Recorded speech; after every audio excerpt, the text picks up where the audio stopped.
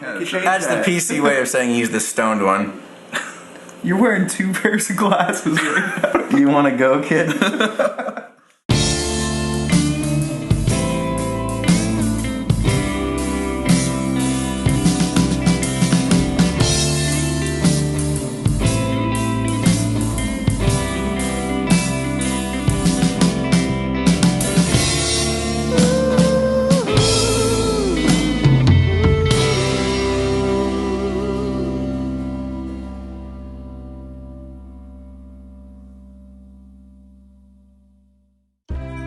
Hello everyone, welcome to Band Spotlight. I'm Zach Primrose. I'm here today with Discavus.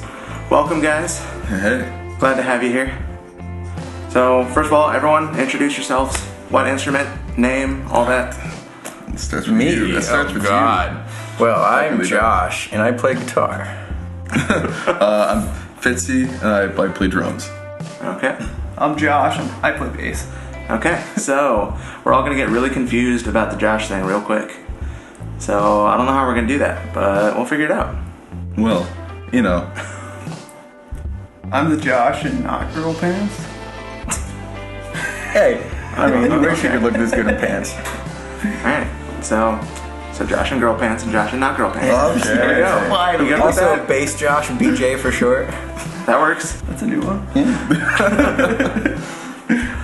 Alright, so why don't you guys tell everyone the best description of your style of music? Oh, God. What is it? I mean, you came up with it kind It's of. not a jam band, that's for damn sure. It's if Billy Cobham took acid He did. He did. A lot. and then moved to Roland.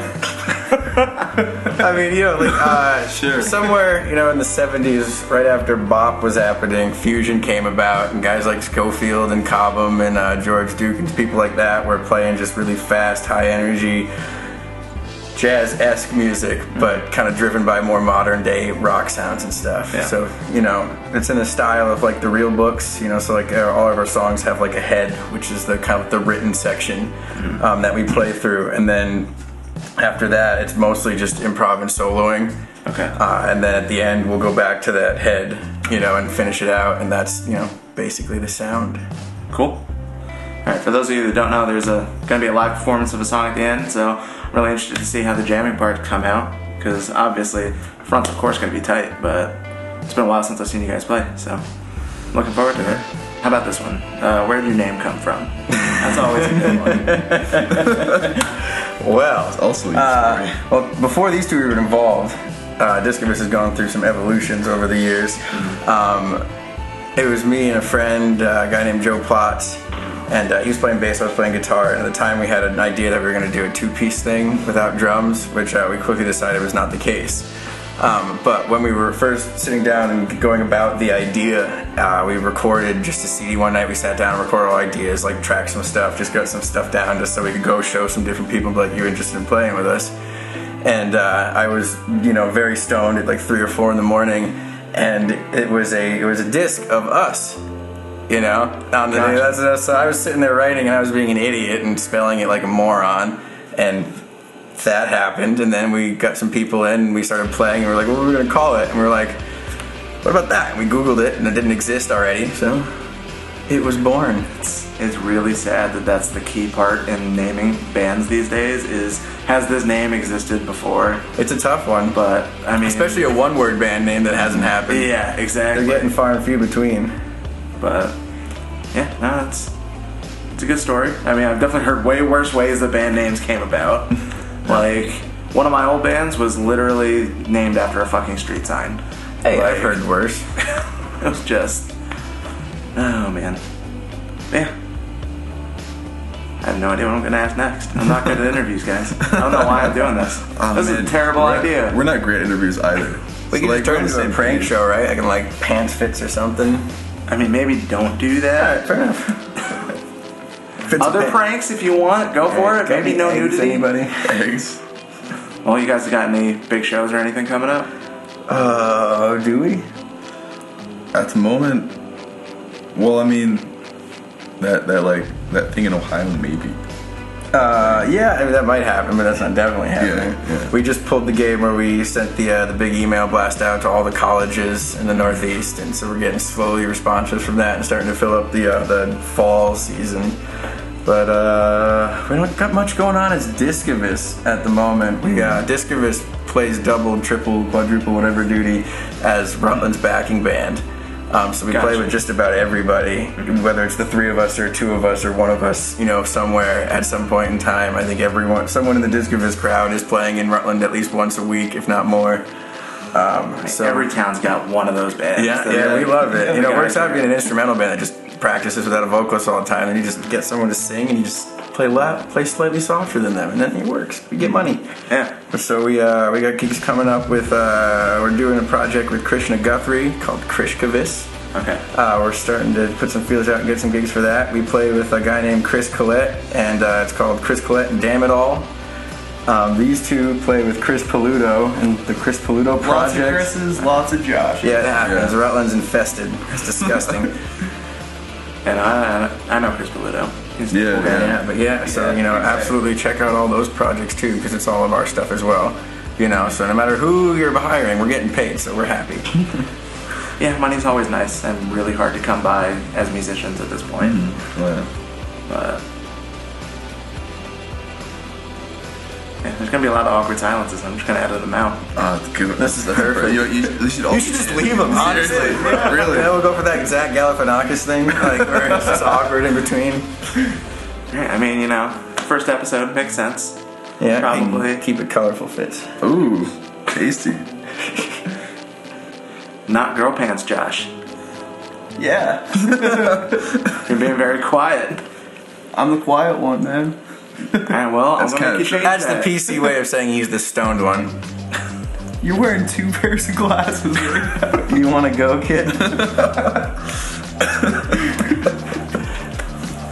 Well, what kind of bass do you play?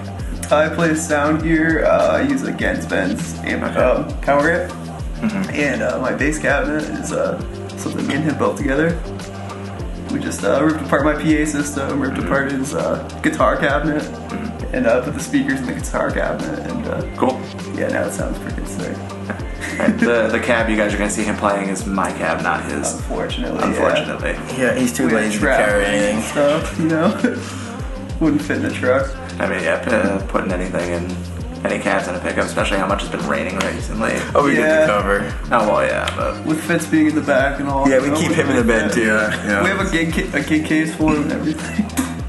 Come preloaded, man. You're a mess. Come on, look at us. I don't.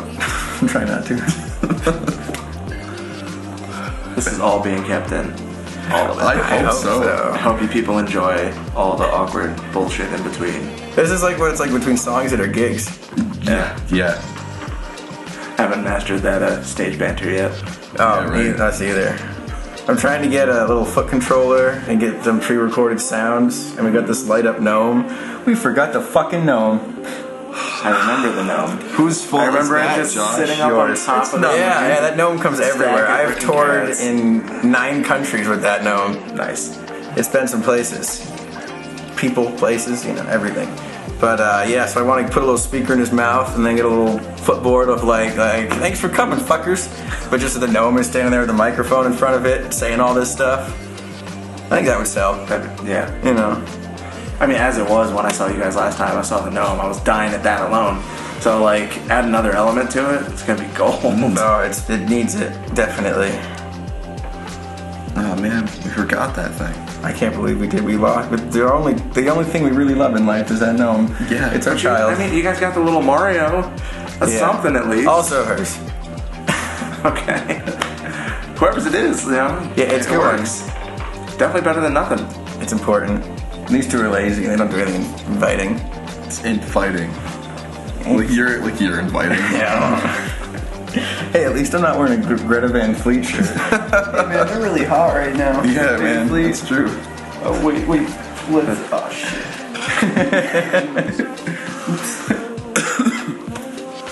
What are some of your guys' influences? Ooh, That's a big one across the whole board. you start over there. Me? Yeah, you start this time. Flamboyant Josh. Greta Van Fleet, of course, but Pigeons playing ping pong, Twiddle, Grateful Dead, stuff like that. I go way back though. I started on Pink Floyd, Led Zeppelin, Yeah. Alice Cooper. I'm really into the Beatles though. A lot of my bass techniques I take from Paul McCartney. But then I incorporate some of the newer bass playing techniques. Primus. I listen to Primus a lot too, so it's like a mix of all that. I mean, that's the way that music evolved, It's Yeah. taken from everything that came before you and mixing and matching and coming up with something new. It's the only way to keep it interesting anymore. Exactly. We try to keep it interesting. It's interesting, right? Yeah. Alright, what about you, Fitz? Me, well, I kind of like him. It started out with a lot of classic rock stuff, and then I slowly moved into the punk and metal category of things. I listened to a lot of this classic punk music, and back in the day, actually, we went to high school together, and we started a little shitty punk band many years ago called Fibonacci, because we learned something for once in school, and that's a cool name, dude. That'd be like a punk band name, man. And I had never played an instrument for real. Then I was playing guitar a little bit, and I was supposed to be the bass player, but then I became a drummer because I don't remember why. You were too small for the bass. Because the original drummer didn't show up that day, and Oh yeah, So- that makes sense. Fitzy was holding the bass. I'm like, dude, you can either get on the drum set or you can go, because we don't have anyone to play drums. There's no point Yeah. being here. And that was when he started playing drums. So many years ago. So Yeah, then we were in a couple punk bands. The second one was a little more heavier, and then a few years went by, and I got into a lot of other stuff music wise, and I joined a funk band, a heavy funk band called Son of a Bitch Mobile. Nice name. Yeah, it was a super fun time. It was with Zach Jepson, plays bass for Ham Job. Yeah, I know Zach. Yeah, and then a good friend of ours, Tim Dutch, who's an organ player.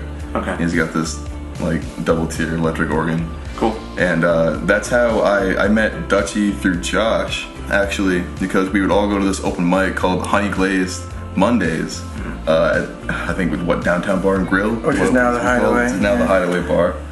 And that's how I met Josh and then Dutchy, and then we started a band, and he ended up hanging out with us and teching with us and stuff, helped us record our EP.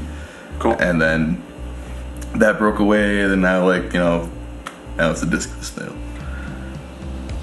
Yeah. I like how he asked about your influences and you just listed off all the bands you've been in. Dude, it went I from, mean, if you don't that's the influence, like though. your own music, that is the point? influence. It's yourself, man, because you got to take what you hear and make it your own without being so bland, keep it colorful. Thanks, Wonder Bread. Yeah, keep it colorful. No, but seriously, I feel that in addition to everything that you listen to growing up, I think that the different people you play with through the years influence you just as much. Absolutely. Yeah. Oh, I guess that means it's my turn now. Yeah. I mean, I think my first big hook into music was jazz. I was a saxophone player originally. So was and, I. So I did a lot of big band stuff. I was really into Wayne Shorter, Cannonball, Adderley, that kind of stuff. Really the whole scope of what jazz is and what it's become. I try to listen to as much of it as I can. I went through phases of punk rock and all that kind of stuff. A lot of the sounds that my guitar is kind of imitating are that kind of fall somewhere between 80s too much effects and 90s grunge. It's kind of a play between those. Guys like I'm gonna forget his last name. Derek. Right? Derek Trucks. Derek Trucks. Can't forget him. Derek Trucks, Warren Haynes, guys like that I'm big into. And then just basically anything I can hear. A lot of the modern bands are doing some cool stuff. Guys like Snarky Puppy and Wolfpack. We've stolen a Wolfpack tune and co-opted into our set. So we're big into what they're doing. And then Medeski, Schofield, Martin, and Wood. It's just probably the greatest quartet in history. Aside from the Montreux show. You know, the whole concept of the band, honestly, is based off of this video we saw way back in the day before I knew either of these guys, when I was still hanging out with that guy Joe. And Tim Dutch, that piano player he mentioned, was in the picture then. He's one of the original Discavus players. And there's this video on YouTube which everyone should watch if they're a musician. It's 76 or 77 Montreux Jazz Festival, and it's Billy Cobham, George Duke, John Schofield, and Alphonso Johnson. And I mean, the four of them on their own can have their own band, and did at the time, you know, but the four of them came together and played the most unreal set. And so some of the music we play in our live set we stole from that show. Yeah. You know, it's like old school supergroups. Yeah, and it's just so that right there is kind of the idea behind Discavus and how it started. You know, so that's definitely the biggest influence. Cool. All right, I think last question. What's next for you guys? Well, I think we're gonna go play, right? Well, yeah. But, you know, beyond that. Yeah, so, I mean, like I said, we got a lot planned. Most of the stuff we have planned this summer is just kind of as, like, you know, the working musician gigs, playing other guys' bands. Yeah. A lot of that stuff, you know. We do a lot over at the Howlin' Mouse record store over in Rutland. Definitely check them out, Rick and Kat's Howlin' Mouse. Oh yeah, that's like my favorite venue right so now. it's I do sound there, and it's just we've built it up over the past few years, and there's just massive PA stacks now and just all sorts of stupid stuff. But they sell records, they put on live shows. We love playing there. We have like a set of live recordings up on YouTube right now, which is a live show that was recorded there. Okay. So that's pretty cool. We just had a video hit 300 views. Is that 300? 300 views. That's like the most anyone's ever paid attention to us ever. It's pretty crazy. We were at like 190, and I was like, help us get to 200. And 4 days later, we're at 300. It's like we matter to like a 1/1000th of the American population. That's something. That's huge. But so that was a live video of us playing there the last time we were there with some cool bands, and we got something in the works with, we played with a band called Jack and the Jukebox. Incredible guys. They have their own sound. They do their own thing, somewhere between prog and classical and funk, and it's got everything, but it's so cool to listen to them play. It's bass, keys, and drums. But they're from the Utica area, so we got something in the works for early August that we're gonna go over there and do like an arts event that's gonna feature local artists and have bands playing and stuff. So that should be cool. And then, can't say we have any plans to record anything, because recording as a band that spends most of their song improvising is a tough concept. Yeah, definitely. You know, so so there's not the idea of tracking is impossible. You know, so it's for us, it's just as easy to just record live shows, because that's what it's going to sound like anyways. And we use all the same gear regardless. But we're curious to see how this comes out and see if it works, see if we fuck it up royally or not. But it should be cool. We're excited about everything coming up. Like I said, check out Damn It All and Chris Coluto Project and Krishna Guthrie and the Krishna Guthrie Band and Rick and Kat's Howlin' Mouse. I'm just gonna plug shit until you tell me I can't. I mean, you can plug away, especially Rick and Kat's. We love Rick and Kat's. Yeah, they're the best. Plug away. Great venue, great record store, awesome people. Yes, go there. Please reach out, call the store, contact Rick directly, and he'll hook you up with Mike Matrano, who handles the booking over there. And we'd love to get more bands in, and we'd love to see more audience members come in. Should probably mention it's in Rutland, Vermont. Yes, that's important. That's very important. That's where we're from, technically. I guess that's an important feature. So we play mostly in Rutland. Yeah. These two are born and raised Rutlandites. I'm a transplant. Yeah, like liver. Yeah. We're working on it. We're working on it. Fitz is gonna need a liver transplant soon. He drinks too much. That's not that bad. I have my stomach pumped. Once. Alright, I think it's time to get to playing. But let's do it. Thank you guys for being on the show. Thank you for having us. Absolutely. Alright, let's go hear you play.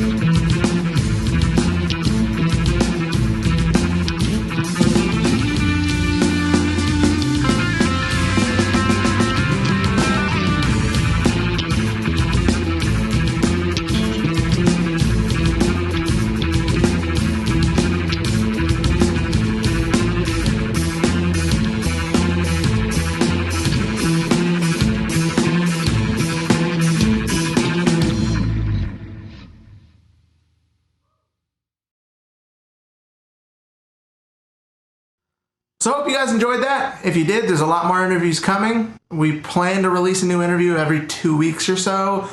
Hopefully we'll be able to stick to that schedule. If not, then they'll come out whenever. But in order to find out when they're going to come out, you need to hit that subscribe button and that little notification bell so you can be told when new videos come out.